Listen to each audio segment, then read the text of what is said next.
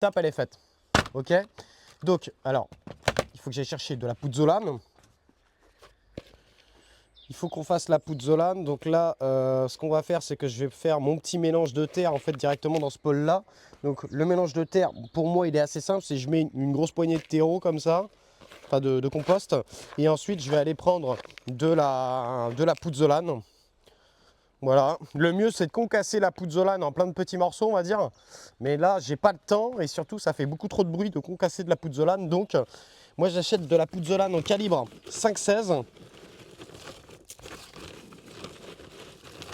Et du coup, je le mélange à mon compost et ça me fait à la fois un substrat nutritif et drainant. Donc voilà.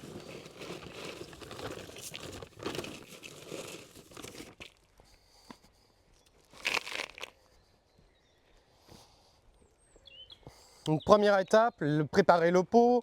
Deuxième étape, préparer son mélange. Et toujours mettre un petit fond de pouzzolane. Bon, moi, je préfère faire ça dans le fond du pot. Ok. Donc là, on a un peu de pouzzolane qui est au fond du pot, comme ça. Ah, c'est Damcha, elle a des super bonsaïs qu'elle a mis sur Didi, mais j'irai voir. On fera de toute façon une soirée où on regardera les jardins des jardipotes et tout. C'est vachement instructif. Donc ensuite, là, tu vois, je mélange mon compost à la pouzzolane. Donc en fait, bah, ça me fait un espèce, tu vois, de terreau comme ça. Là, j'en ai trop, là. Là, j'en ai trop, ça veut dire qu'on peut peut-être en faire un deuxième.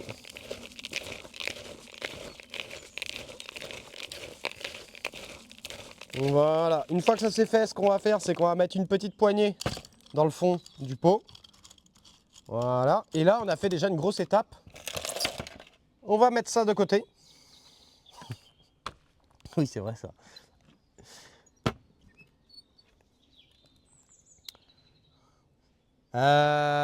Lilas, on a fait BDP. Le lilas, il faut que tu... C'est donc très bien de faire ça avec un rejet de lilas.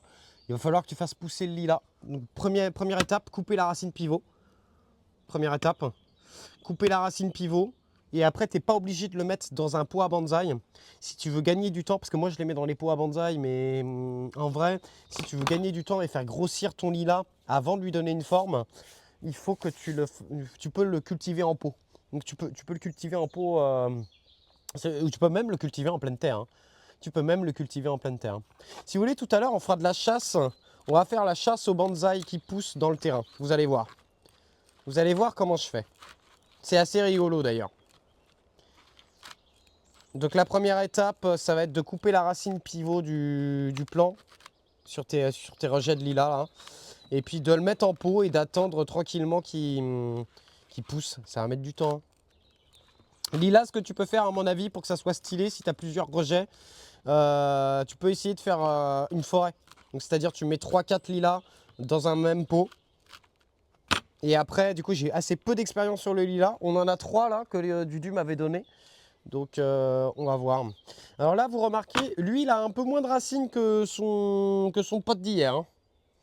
Il a moins de racines que son pote d'hier. Première étape, on va déchignonner tout ça. On va lui enlever sa terre de merde. Et on va essayer de regarder son système racinaire. Première étape, c'est ça. Hein. Ouais, c'est ça. Donc vous n'êtes pas obligé d'avoir une pince comme ça. Une fourchette, ça marche très très bien, les gars, ok? Donc ça, pourquoi je fais ça? Parce que j'ai acheté un bonsaï, mais en général, que ça soit en jardinerie, chez un fleuriste ou quoi, sauf si vous l'achetez vraiment chez un pro du bonsaï et qui vous dit il a déjà été rempoté, mais c'est vraiment la première étape à faire. Alors, comme j'ai dit, parce que là, s'il y a un pro du bonsaï qui me regarde, il va rigoler quand même. T'as pas coupé de racines. Ok, c'est pas obligatoire. Donc tu pourras faire ça la prochaine fois que tu les rempotes, mais du coup, c'est pas obligatoire de le faire la première année, mais c'est pas grave. Il faut enlever son substrat de merde. Là, on est sur un substrat vraiment merdique. Enfin, ceci dit, il n'avait pas l'air si merdique que ça, en soi. Mieux que le Pyracantha. Le Pyracantha, il avait vraiment l'air d'être dans de la tourbe.